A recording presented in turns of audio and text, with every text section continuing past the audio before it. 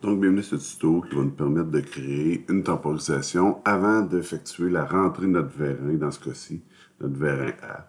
On veut le laisser sortir 3 secondes avant de pouvoir le rentrer.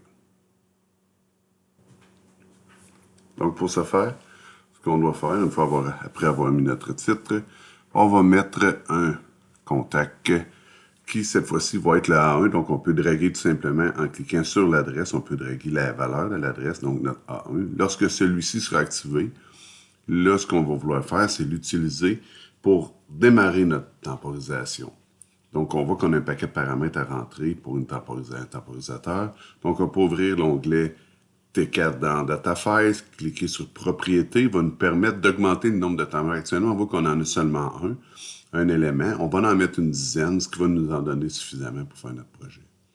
Une fois qu'on les a, on va pouvoir prendre le premier pour notre temporisation. Donc, on prend l'adresse T40, on la drague directement sur l'identification du timer, et là, on peut aller mettre son symbole. T0, c'est T40, donc on dit que c'est le timer 0. Et là, on va leur donner en description ce que ça va faire. À quoi sert ce délai? Dans ce cas-ci, c'est un temps avant de faire entrer le vérin A. Une fois que ça c'est fait, l'identification est donnée.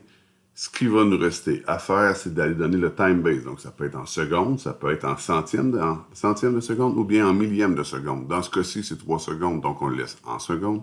Si on voulait avoir une précision accrue, on irait en centièmes. On met le preset à 3 et l'accumulateur, mais c'est une valeur qui va s'afficher en temps réel lorsque vous allez être en mode run. On n'a pas à le configurer comme tel. Ensuite, tantôt, ce qu'on avait originalement, c'était le capteur A1 qui venait arrêter notre vérin.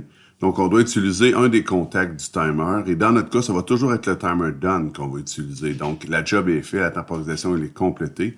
Donc, en mettant ça, maintenant, le vérin A, une fois sorti, active la temporisation. Et la temporisation, une fois terminée, va ouvrir le contact du timer.